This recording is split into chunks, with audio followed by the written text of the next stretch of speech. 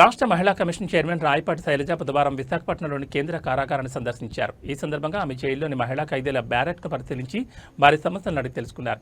జైల్లో మహిళలకు అందుతున్న సౌకర్యాలు, జీవన శైలి, వివిధ కార్యక్రమాలపై ఆమె ఆరా తీశారు. మహిళా ఖైదీలకు అందిస్తున్న భోజనాన్ని రుచి చూసి చైర్మన్ సంతృప్తిని వ్యక్తం చేశారు.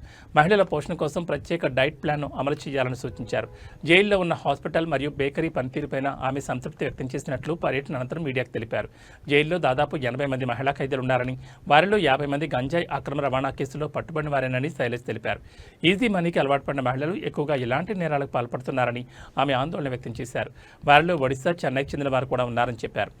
ఇలాంటి మహిళలకు అవగాహన కల్పించి స్వశక్తితో బతికేలా చర్యలు తీసుకుంటామని ఆమె హామీ ఇచ్చారు. ఇవి బులెటిన్ విశేషాలు. నమస్కారం. కమ్యూనికేషన్ ఐఎన్పిఆర్ వాళ్ళని అడగాలి. ఓకే, సో యాక్చువల్లీ నవరాత్రులు సందర్భంగా ఒక నేషనల్ కమిషన్ విమెన్ నుంచి కొన్ని ప్రోగ్రామ్స్ చేయాలని వచ్చింది. ఎందుకంటే మహిళల్ని ఎక్కువ నవరాత్రులు అంటే అమ్మవారి పండగ. సో మహిళల్ని ఎక్కువ ఎంపవర్ చేయటం కానీ, వాళ్ళకి కావాల్సిన హెల్త్ చెకప్స్ కానివ్వండి, అలాంటి ప్రోగ్రామ్స్ ఒకటి మేము ఈ నవరాత్రుల్లో ఎవ్రీడే చేస్తున్నాము. దాంట్లో భాగంగా ఈరోజు ఇక్కడ విశాఖపట్నం జైలుకి రావటం జరిగింది. అలాగే మొన్న మోడీజీ గారి పుట్టినరోజున స్వశక్తి నారీ అభియాన్, పరివార్ అభియాన్ అని ఒక ప్రోగ్రామ్ స్టార్ట్ చేశారు. అలాగే మనం ఎవ్రీ ఇయర్ ఈ మంత్లోనే పోషణ్ మా అనే ప్రోగ్రామ్ కూడా డబ్ల్యూసిడి డిపార్ట్మెంట్ నుంచి కూడా ప్రతి ఇయర్ జరుగుతూ ఉంటుంది. సో దాంట్లో భాగంగా ఈరోజు మనం ఇక్కడ హెల్త్ చెకప్స్ లేడీస్కి, అలాగే పోషణ్ మా ఎలాంటి ఆహారం తీసుకోవాలి, ఇక్కడ ఎలాంటి ఆహారం ఇస్తున్నాయి, ఎందుకంటే ప్రతి జైలుకు కూడా గవర్నమెంట్ ఒక ప్రిస్క్రైబ్డ్ డైట్ ఇచ్చింది, ఇది ఫాలో అవ్వాలి. ఎందుకంటే తప్పు చేసినా సరే వాళ్ళకి మంచి సౌకర్యాలు కలగాలి, మంచి ఆహారం ఇవ్వాలి. ఎందుకంటే మా ఆడవాళ్ళుగా కానీ మహిళలుగా కానీ వాళ్ళ హక్కులు. సో అలాంటివి కొన్ని ఇక్కడ ఫాలో అవుతున్నారు లేదా, ఏదైతే గవర్నమెంట్ చెప్పిన డైట్ కానివ్వండి, ఇక్కడ ఉన్న ఇన్ఫ్రాస్ట్రక్చర్ ఎలా ఉంది లేడీస్కి, అలాగే రెగ్యులర్ హెల్త్ చెకప్స్. ఎందుకంటే కొంతమంది జైలుకి వచ్చినప్పుడు ప్రెగ్నెంట్గా ఉంటారు, తర్వాత లేకపోతే ఎవరు చూసుకోవటానికి లేకపోతే పిల్లలతో సహా కూడా ఇక్కడ లోపల ఉంటున్నారు. అలా రీసెంట్గా ఇక్కడ నుంచి ఒక 3 months బ్యాక్ ఒక ఖైదీకి డెలివరీ కూడా చేశారు.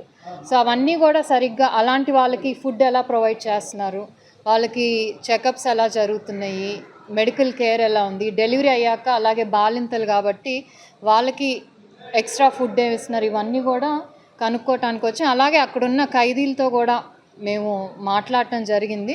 సో వాళ్ళు ఇప్పుడు వరకు అయితే వాళ్ళెవరికి కూడా ఇక్కడ అంతా బాగానే ఉంది, ప్రభుత్వం ఏదైతే ఫుడ్ ఇవన్నీ సప్లై అవన్నీ బాగుంది, ఆ ఫుడ్ కూడా టేస్ట్ చేయటం జరిగింది. ముఖ్యంగా మనం చూస్తే ఇక్కడున్న దాదాపు 80 members ఉన్నారు ఫీమేల్ ప్రిజనర్స్. దాంట్లో 50 members వచ్చి దాదాపు గాంజా, ఇదంటే కొంతమంది ట్రాన్స్పోర్ట్గా యూజ్ చేసుకుంటారు కదా, సో ఎక్కువ వాళ్ళు ఉన్నారు. ఏంటంటే ఈజీ మనీకి వాళ్ళు ఇదైపోయి చేయటం. ఎందుకంటే వీళ్ళు దాదాపు చాలామంది కూడా ఒరిస్సా బార్డర్ నుంచి కానివ్వండి, ఇక్కడ 5-6 కూడా చెన్నై నుంచి ఉన్నారు.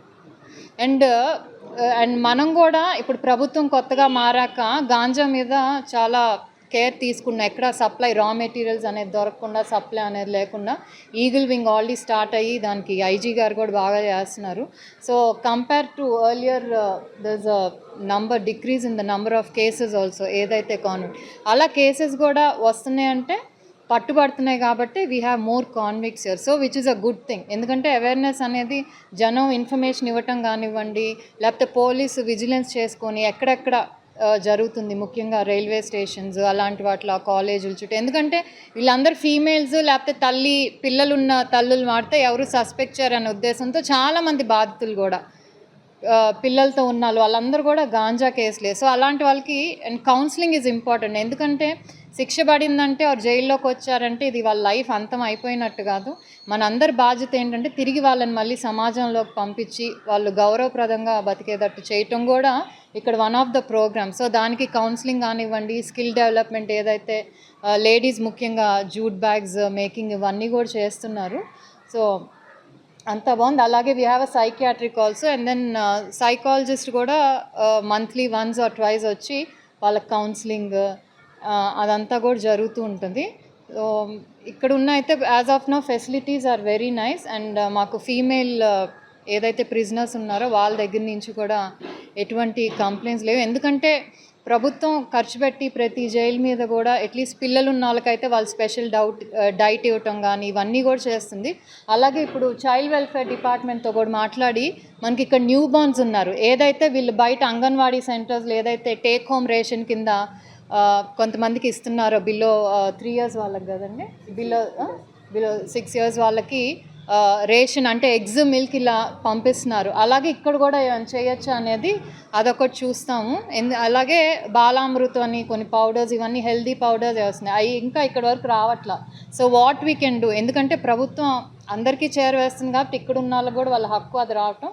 హౌ అది ఎలా వర్కౌట్ చేయొచ్చు WCD డిపార్ట్మెంట్తో అలాగే పోలీస్ డిపార్ట్మెంట్తో వర్కౌట్ చేసి అది కూడా జరిగేటట్టు చూస్తాం. Thank you.